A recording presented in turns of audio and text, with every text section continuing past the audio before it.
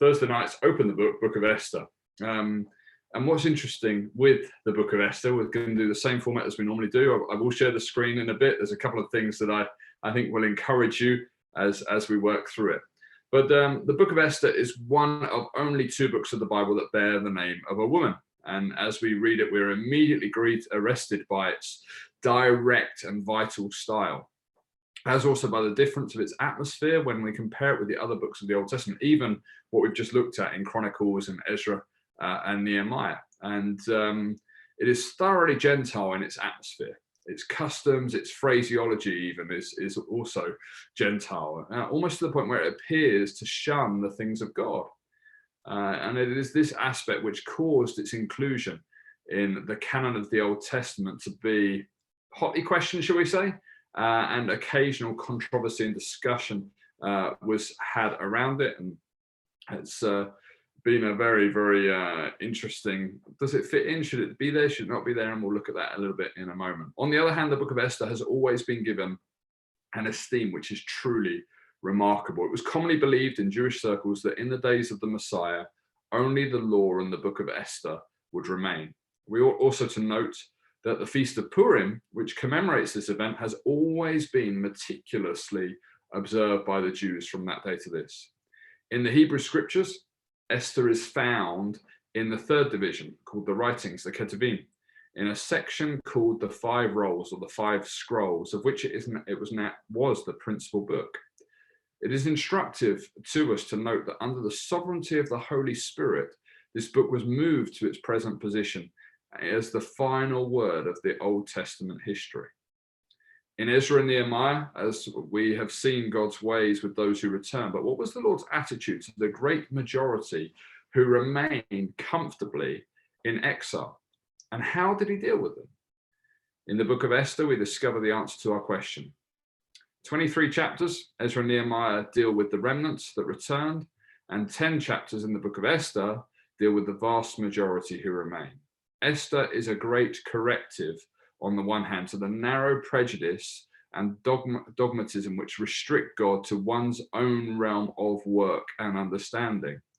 And on the other hand, to that sentimental looseness and insensitive non-discernment which would involve itself in anything that is being blessed, as if that in itself was the criterion of God's full committal of himself to it. We've seen, obviously, the house of God being central to his purpose in our sessions yesterday, and obviously looking at Chronicles as well. So we come to the authorship and date.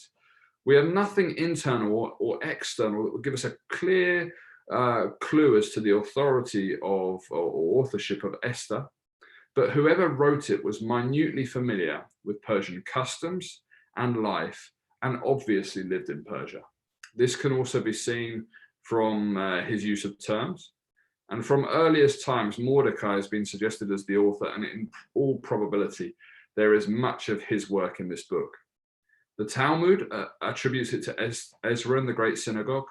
Nehemiah has also been suggested.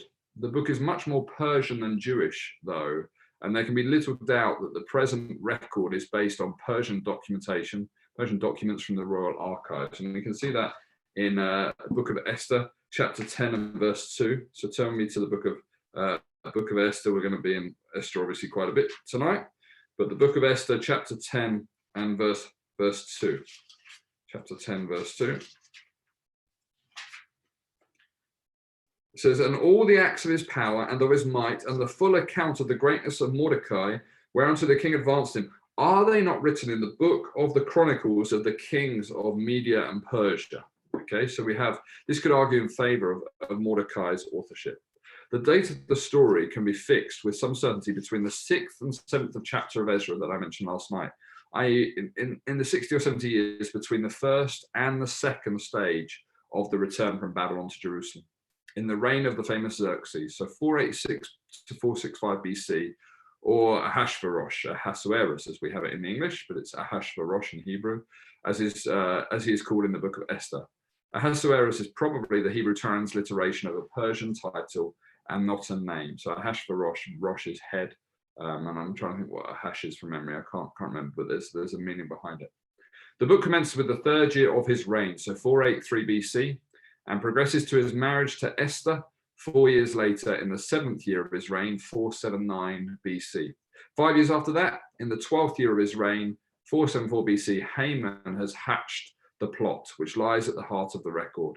And we see that in Esther 1 verse 3, 2 verse 16, and 3 verse 7. Let's read that. Esther 1 verse 3. In the 3rd year of his reign, he made a feast unto all his princes and his servants, the power of Persia and Media, the nobles and princes of the provinces being before him. And then we have in chapter 2, verse 16, chapter 2, verse 16, we have, so Esther was taken unto King Ahasuerus into his house royal in the 10th month, which is the month Tebet, in the 7th year of his reign. So the 7th year of his reign is identified there.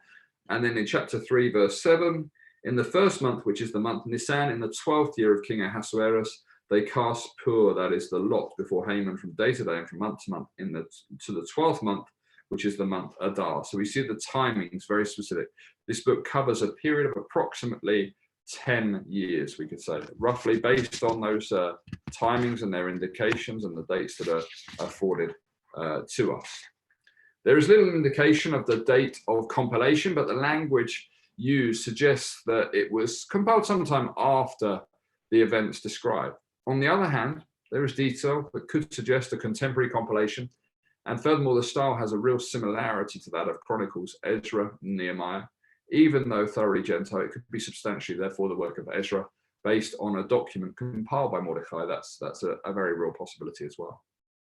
So we're going to have a little bit of an special note on the background of Esther, because actually this is important to the story and sets the scene. So Xerxes, or Ahasuerus, was one of the greatest of the Persian kings. He was proudly self-willed, amorous, and given to terrible mood swings or moods. His empire extended from India to Ethiopia and to the borders of Greece, including the Mediterranean Isles. And he reigned from 486 BC to 465 BC, as I've already mentioned. It's never been clearly established whether Esther, or indeed Vashti, was the queen or a queen, because Ahasuerus had a number of wives and many concubines.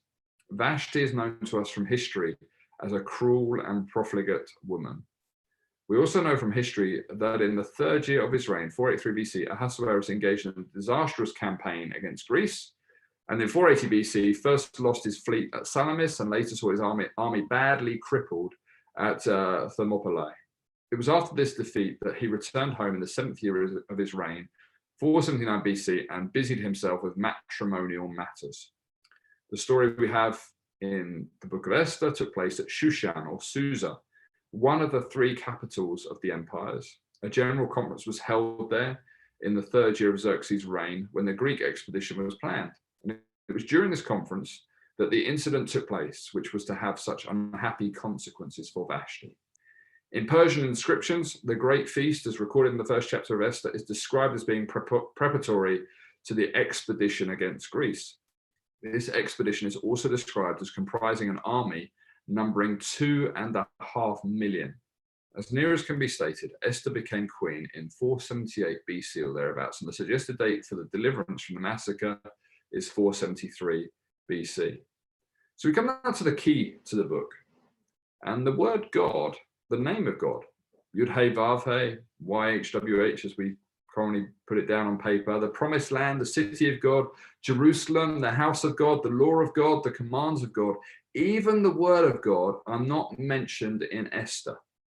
In fact, the LXX scholars, in their translation of this book, were so embarrassed by this lack that they elaborated on the Hebrew text to make up for it. In marked contrast, the Persian king is mentioned 192 times, his kingdom 26 times, and his personal name or title 29 times. And there's something else I want to note with it. I'm going to bring up the slideshow for this. It's amazing. This is I hope you'll find fascinating. Let me just open up the here we go. Should be seeing the screen now.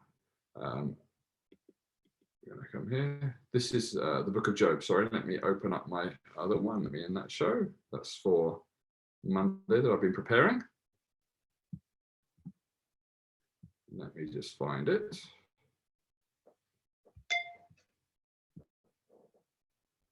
Here we go, Book of Esther.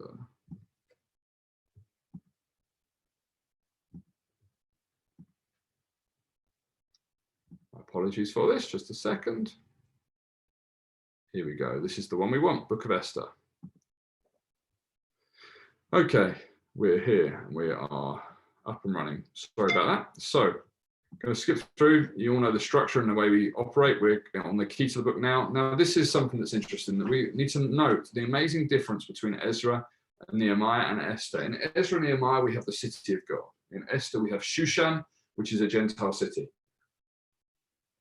In Ezra and Nehemiah, we have the Lord, and in Esther, we have a Gentile king.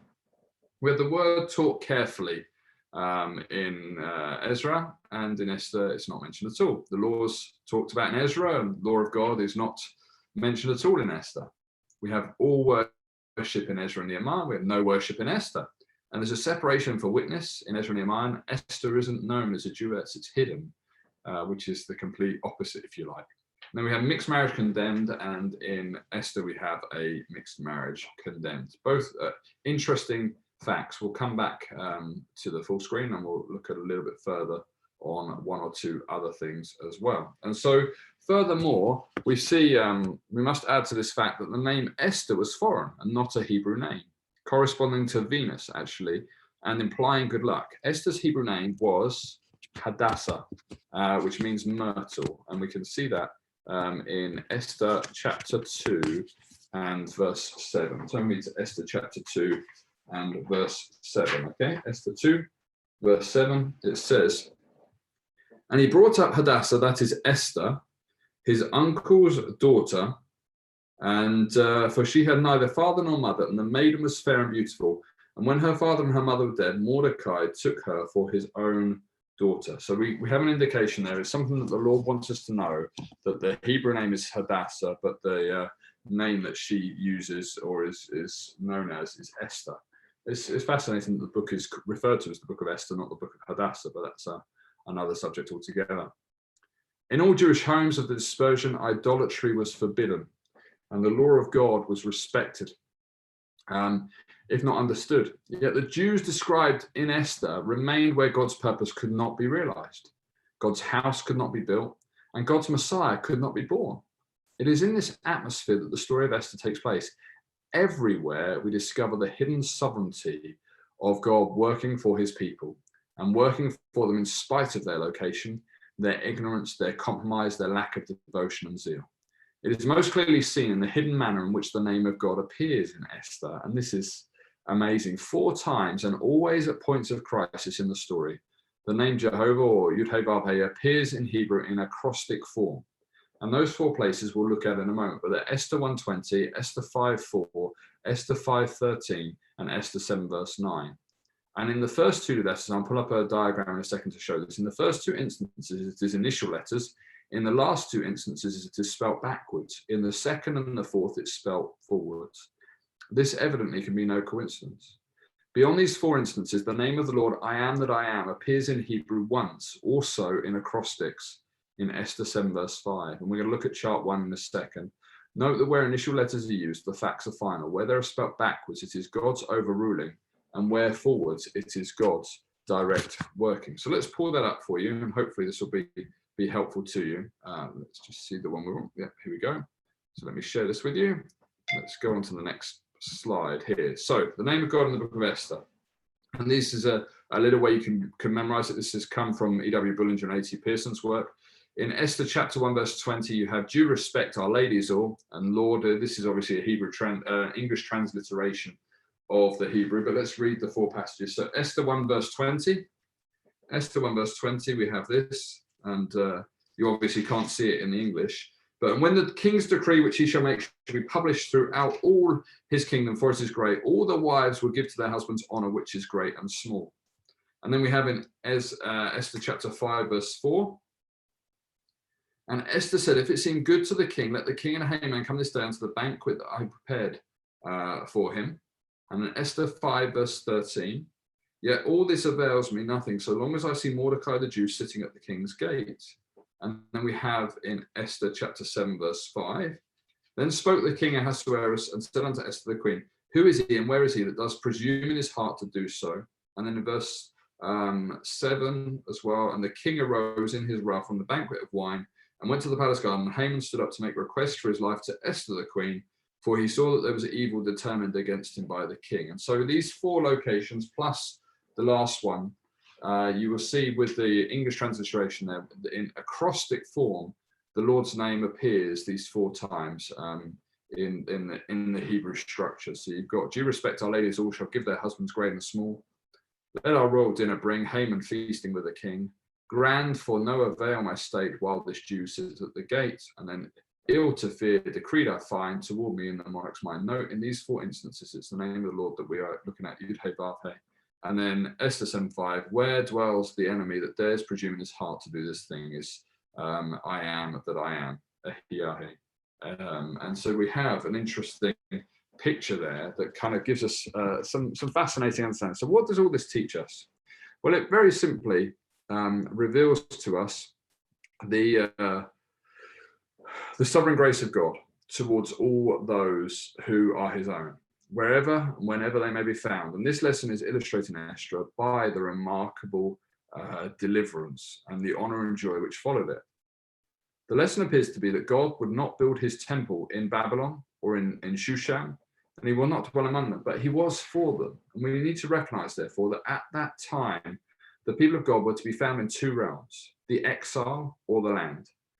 And through the saving grace of God was the same towards all of his own in whichever realm they lived. The principles upon which he dealt with them, though, were very different. In the first realm, the exile, it was all acts, blessings, things, experience. It was all real, wonderful, and practical, but it was not the building of his house and his city. You'll see the illustration here. It knew of the Lord as Savior, deliverer, healer, and provider, but it was in Shushan or Babylon, exiled from the land. It was a real knowing of the Lord, but in a place where both his house and his home could not be built, or his purpose concerning the coming of the Messiah be fulfilled. They knew God visiting them, saving them, blessing them, delivering them, but not making his home among them.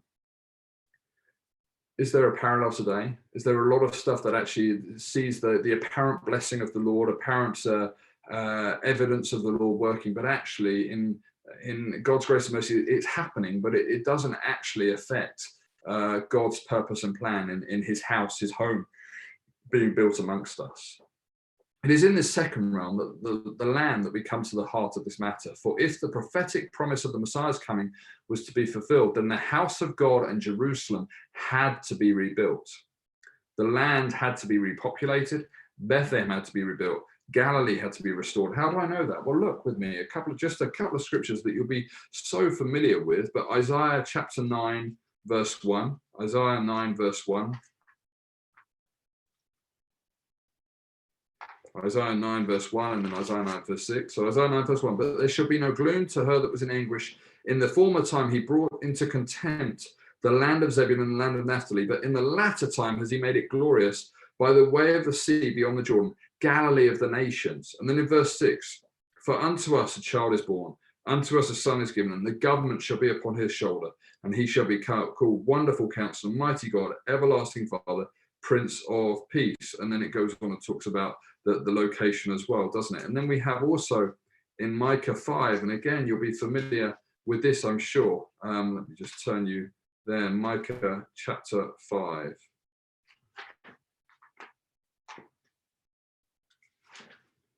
Just 1 second, Micah chapter 5.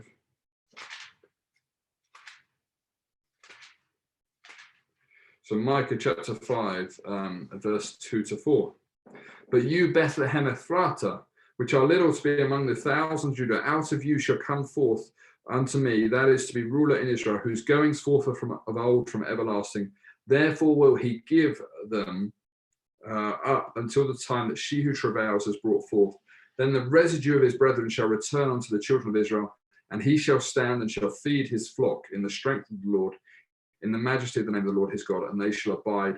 For now shall he be great unto the ends of the earth. So there was, as we mentioned, Ezra and Nehemiah, there were scriptures that had to happen. There were fulfillments that had to happen, but pre the Messiah coming the first time. And this is crucial to us, because the evidence as well, there are things that have to happen pre-Messiah coming the next time that haven't yet happened. So we know he's not coming tomorrow, because all scripture is to be fulfilled. The prophecy is to be fulfilled. We know he's not going to arrive tomorrow. He fulfilled the spring feast precisely, so he's going to fulfill the fall feast precisely, but that's a whole nother subject. Esther, Mordecai, and the Jews in exile could have lived or died, but it would have made no difference to God's purpose concerning the coming of the Messiah. For even if there had been no deliverance of the Jews in exile, it would not have adversely affected the fulfillment of God's program that was dependent upon those who had returned to the land. We see then that Zerubbabel, Ezra, Nehemiah, and the remnant who returned to the land, that great sacrifice, were a vital and integral part of God's purpose concerning the coming of the Messiah. Through them, he fulfilled his prophetic word and realized his purpose. The key to the book of Esther is the truth that God never leaves or forsakes his own.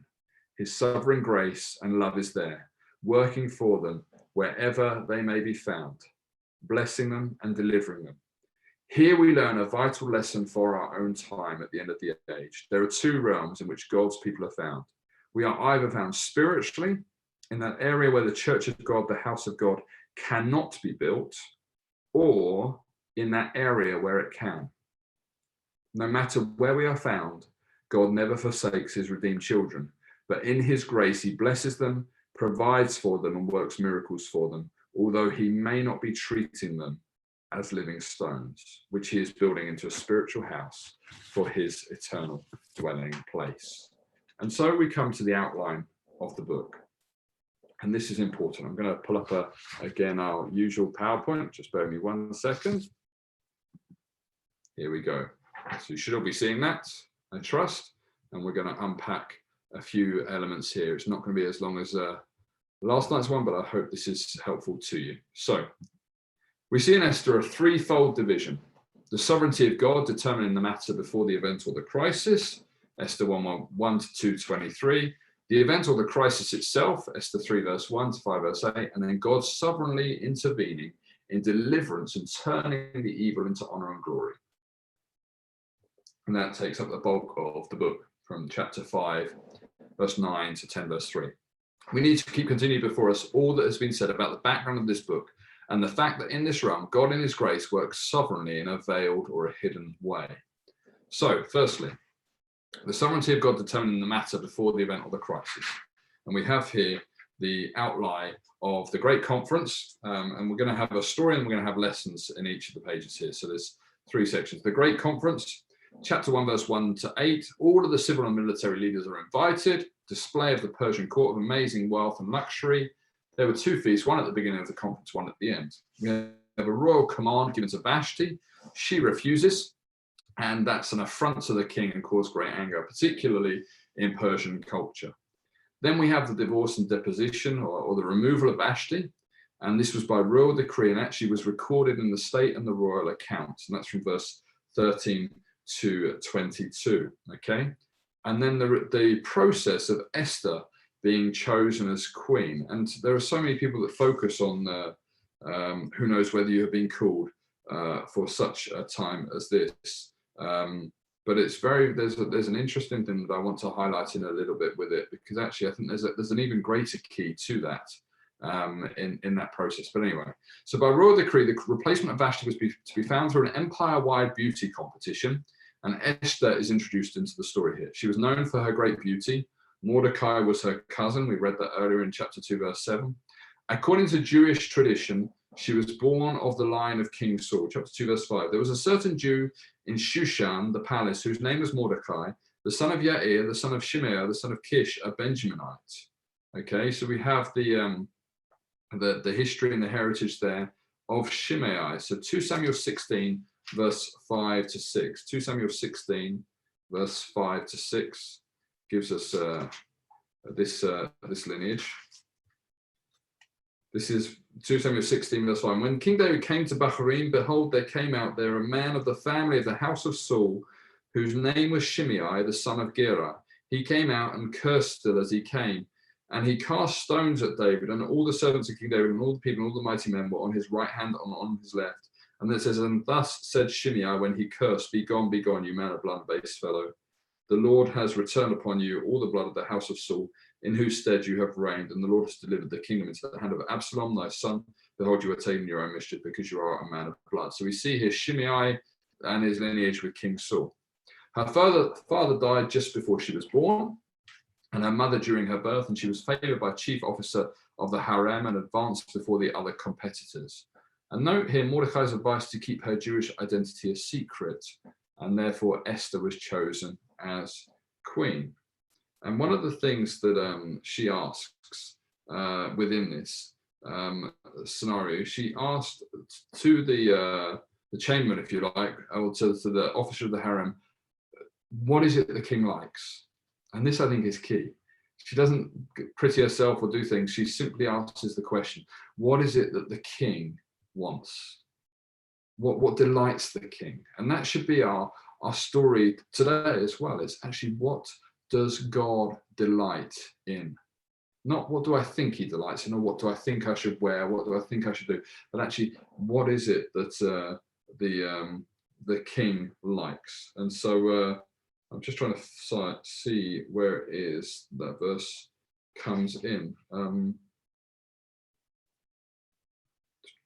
Anyway, it's in that passage somewhere, and it talks about what does the king delight in? Haggai, the keepers, verse 12 maybe. Yeah, now when the turn of every maiden was come to go into the king, there is a and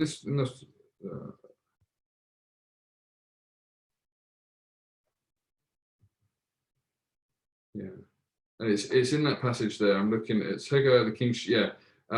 So this is verse 15. Now when the turn of Esther, the daughter of Abihail, the uncle of Mordecai, who had taken her for his daughter, was come to go in unto the king, she required nothing but what Haggai, the king's chamberlain, the keeper of the women, appointed, and Esther obtained favor in the sight of all them that looked upon her.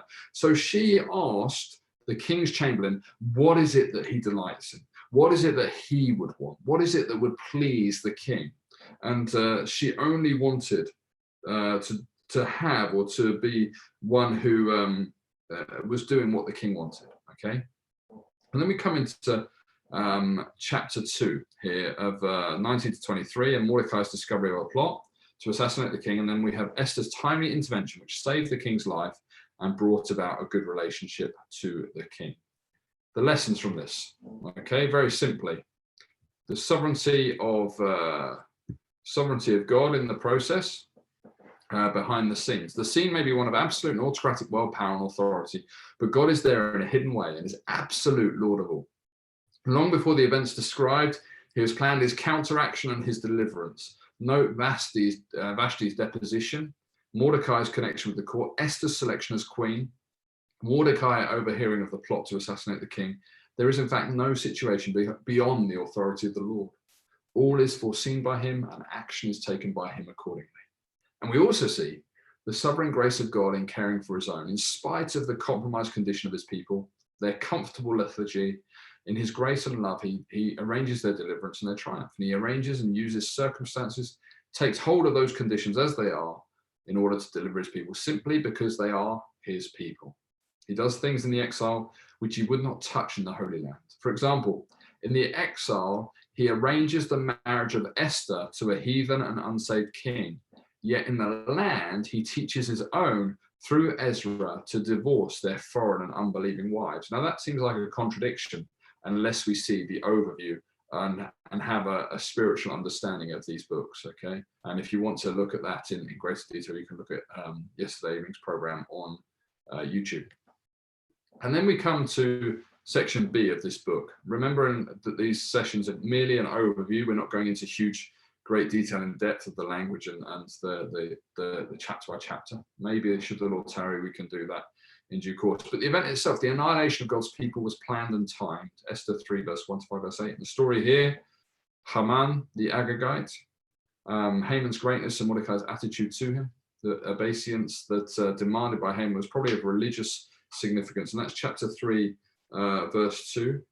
And all the king's servants that were in the king's gate bowed down and did reverence to Haman, for the king had so commanded concerning him. But Mordecai didn't bow down, nor did him reverence. Okay, so Haman's anger and its resulting genocide was planned as a result. And then we have chapter 3, 7 to 15, where they plan to destroy the Jews. The lots are cast, the date of the planned massacre is settled, and this was done according to astrology. These lots, Pur or Purim in Hebrew, are the origination of the name of the festival Purim. The king approached, his assent given, and the royal decree made. Is it not interesting that Haman was descended from Agag and Mordecai from Kish and Saul? And so chapter 3, verse 1. And after these things, did King Ahasuerus promote Haman, the son of Hammedatha the Agagite, and advanced him and set his seat above all the princes that were with him. And we could go back to 1 Samuel 15 to look at that. We know that Saul did not obey the Lord's command to destroy all the Amalekites, and some of Agag's seed survived. And by the grace of God, Mordecai triumphed where Saul had failed. Isn't that interesting? God had his way finally through a man who was wholly surrendered to him, even in exile, interestingly. The reaction of Esther, Mordecai, and the Jews is then found in chapter 4, verse 1 to 5, verse 8. Mordecai's anguish, the Jews fasting, Esther's concern, Mordecai's counsel, Esther's courage, the 3-day fast, and then Esther's success is expressed there. Let's go on. What are the lessons? Well, Satan has a bitter hatred for all of God's people. This bitter hatred of Satan for all of God's people continues even when they are not where they should be. It's not as if they get back to the land and it all is focused there. It's everywhere. It's global. Nothing new under the sun. It's still the same today. When they are compromised or backsliding, that's an irrelevance. It's still, there is a hatred that is expressed by Satan towards them. His antagonism towards them is so deeply entrenched that he always seeks to destroy them because of their relationship to Christ, to the Messiah, to the Anointed One. His plans are always carefully laid and timed and are never haphazard. Secondly, the anguish and intercession of God's people. His people sought his face in exile with sincerity and urgency. And it's worth noting that the Lord always allows his people to be reduced to crying to him before he delivers them. Psalm 107. Psalm 107.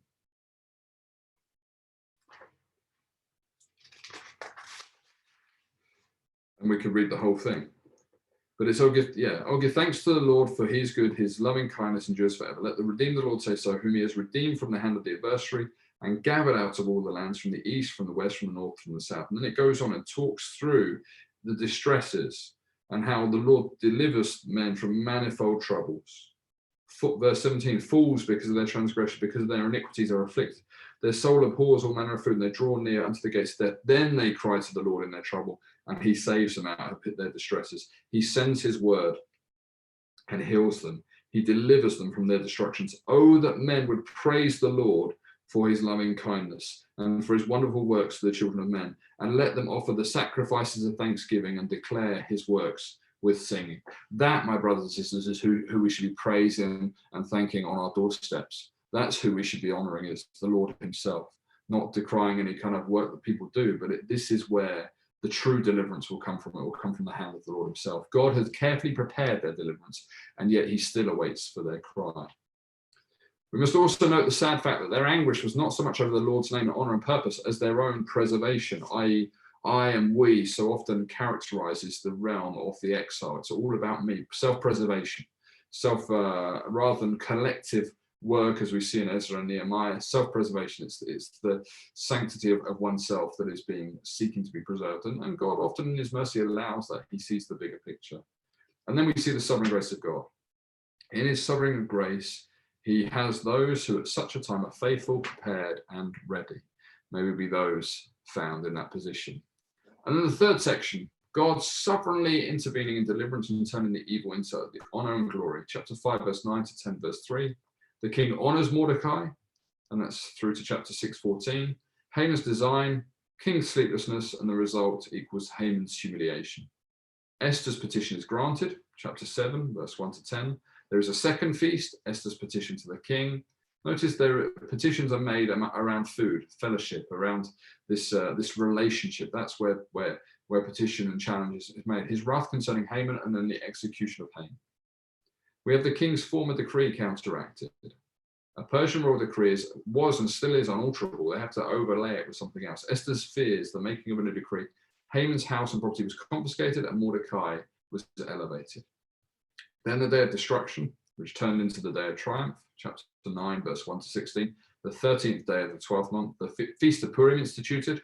On the 14th and 15th day of the 12th month, set aside for all time, for the commemoration of the great deliverance of the Jewish people. This is the Feast of Purim, commemorated to this day, wherever Jews are found, and it's a real party atmosphere. The honors, greatness, and prosperity of Mordecai and the Jews, chapter 10, verse 1 to 3 is seen there, and the end of the matter is Mordecai and the Jews are given much honor and respect and prosper greatly. What has been meant for their destruction turns into their advancement and their honor. Okay, so the lessons here.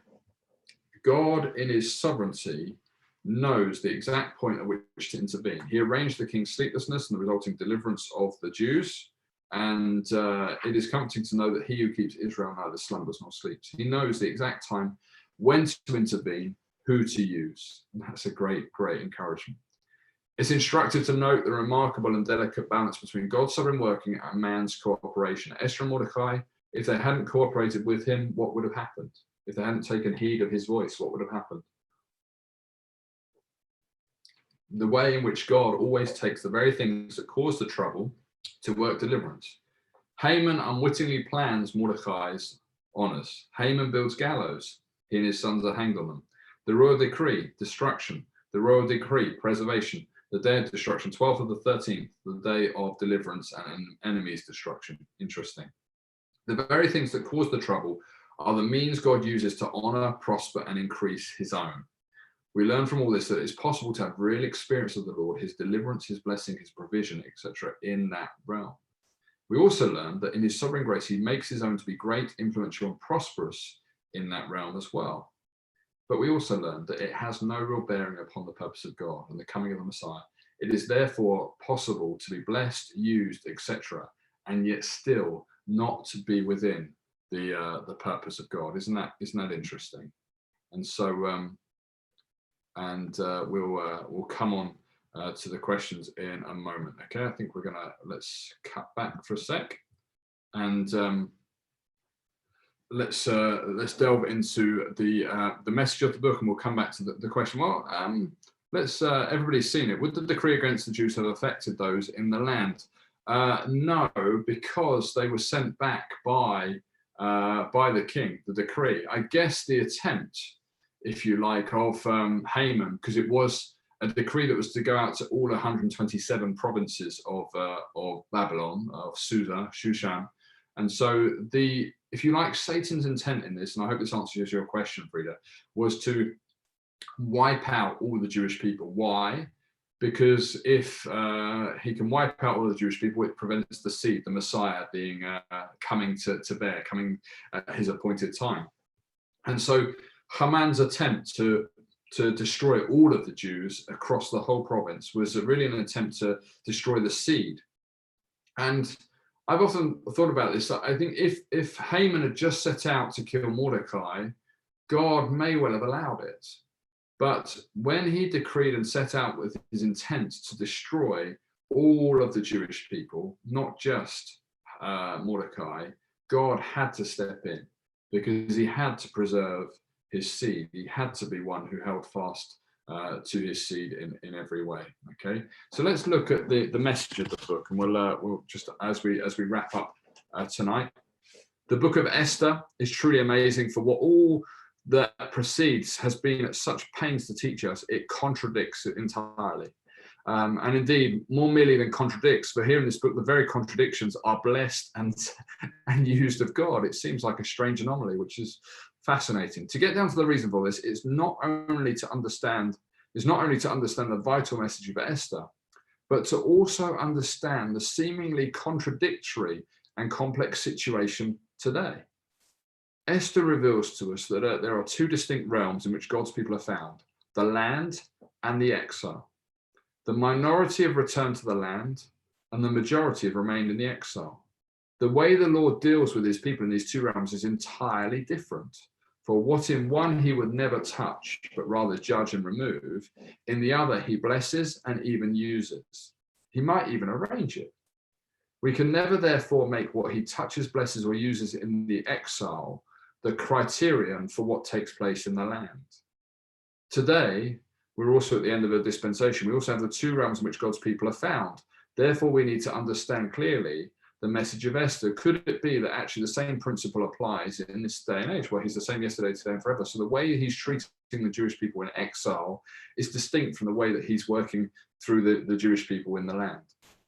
With this book, we've come to the second section of the Old Testament, the historical books, and it is then highly instructive that whilst there would be the so-called 400 silent years, and we'll come on to that in a little while, before the age was concluded, the Lord's last word, as far as divinely recorded history is concerned, was to do with the majority of his people who remain where his purpose can never be realized.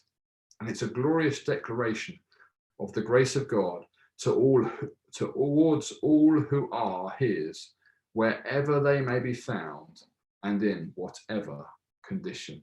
Isn't that fascinating? And so let's look. I've got a few questions for you to chew on, as always, just to encourage you, and you can use these as much or as little as you like. I'll just bring those questions back up for you. And here we have them. So what does the name Esther mean? What period of history is covered by the book of Esther, and into which part of the book of Ezra does it fit? Write 3 or 4 sentences on each of the characters below. Vashti, Haman, Ahasuerus, or Hashverosh, and Shushan, or Susan. Write an account of the feast, the banquets. That should be Susa, by the way, not Shushan. And conferences which are found in the book of Esther, stating their importance. Show 5 ways in which the name of God appears in Esther, and give scripture references. And then the remaining 5, how vital were the people of God who remained in Babylon to the practical realization of God's eternal purpose and to the bringing in of the Messiah. Give reasons for your answer. State in your own words, what is the message of the book of Esther? Is it possible for Christians to be in the land or in exile today? That's an interesting one that we could spend quite a bit of time on potentially. And describe how God takes Satan's plans to destroy God's people and uses these evil plans to bring joy and even greater security to the people of God. Does this teach you anything about the way the Lord deals with Satan in world history throughout all the ages? Do you find anything puzzling about God's dealing with his people in Esther as compared with his dealings with his people in Ezra and Nehemiah? What lesson, if any, do we learn from this comparison? And if you don't think there are any lessons we can learn, then we need to go back and revisit Ezra and delve more deeply into this book. And describe briefly the part played by Mordecai in the book of Esther. What do you most admire about Esther herself in this book? What is it about her character that excites you, shall we say? And so that's the 10 questions. And again, you can see those on the YouTube channel. We're going to delve into the book of Job on Monday, Lord willing, and then we'll look at the book of Psalms on Wednesday and Thursday. And again, reminder, it is an overview, and we trust the Lord will take us where he wants us to go. That concludes us for this evening's Open the Book.